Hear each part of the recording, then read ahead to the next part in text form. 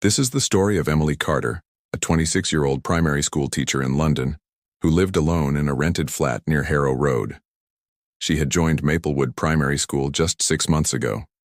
Every morning, she took the school bus, which picked up teachers from various stops before heading to the school. It was a normal routine. Until one day, the routine changed. It started on a foggy Monday morning in late November.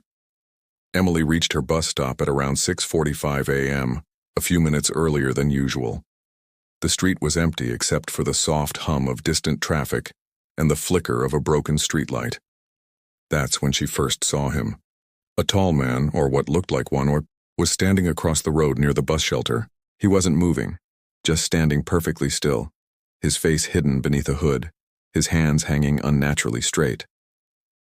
She assumed he was waiting for another bus, but when the school bus arrived and she boarded it, she noticed the man was still staring directly at her window.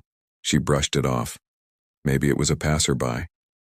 But the next morning, he was there again, at the exact same spot, same posture, same direction of gaze, and every day after that.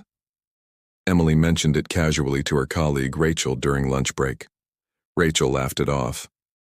"Maybe he's one of your secret admirers," she teased. But that night, as Emily walked back home, she felt something following her from a distance, slow footsteps that matched her pace exactly. When she turned around, no one was there. The following morning, she deliberately arrived 10 minutes late for the bus, thinking, whoever that man was, he would be gone by then. But as the bus approached, she saw him again, this time closer to the bus stop, standing right under the flickering streetlight. And now, for the first time, she could see his face. His skin looked wrong, too smooth, too pale, almost like polished wax. His eyes didn't blink. They reflected light like glass marbles. And when the bus door opened, Emily swore he smiled, though the mouth didn't move naturally, as if stretched by invisible strings. That day, she couldn't focus on teaching. Her voice trembled during class. Every few minutes, she checked the window, half expecting to see that same motionless figure outside. After work, she went to the local police station and described the man. The officer on duty took brief notes but didn't sound concerned. "Ma'am, maybe some drunk or mentally unstable person," he said.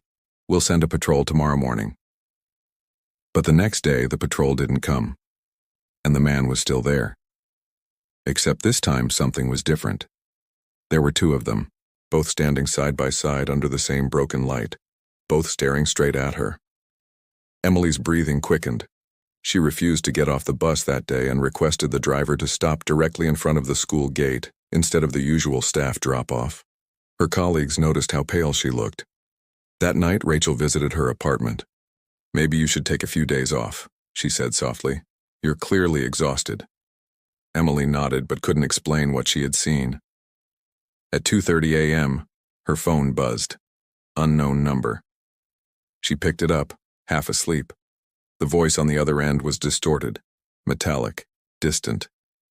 "Why did you stop waving?" it said. Emily dropped the phone. Her entire body froze. She unplugged the landline, locked all the doors, and sat on the floor till sunrise. The next morning, she didn't plan to go to work. But the school bus still arrived outside her building, early. The driver honked twice.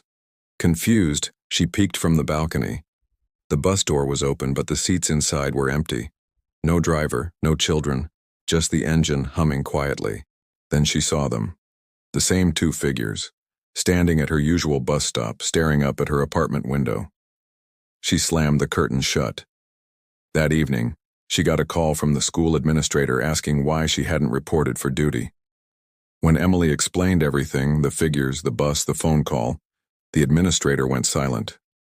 Then, in a calm voice, said, "Ms. Carter, are you sure you're calling from your number? Because we received a call from your phone this morning at 6:47 a.m. You said you were already on the bus."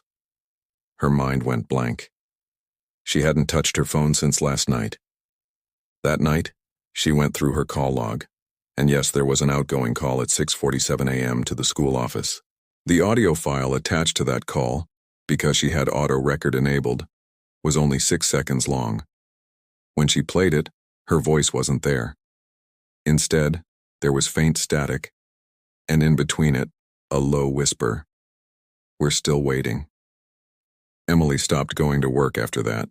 Her landlord said she left the city suddenly without notice. 2 weeks later, her apartment was opened by the police after neighbors complained of a strange smell. Everything inside was in place, except for the curtains, which were torn from the inside, as if someone had clawed through them. And near the balcony door, police found muddy footprints leading toward the window. Each footprint was long, elongated, not quite human.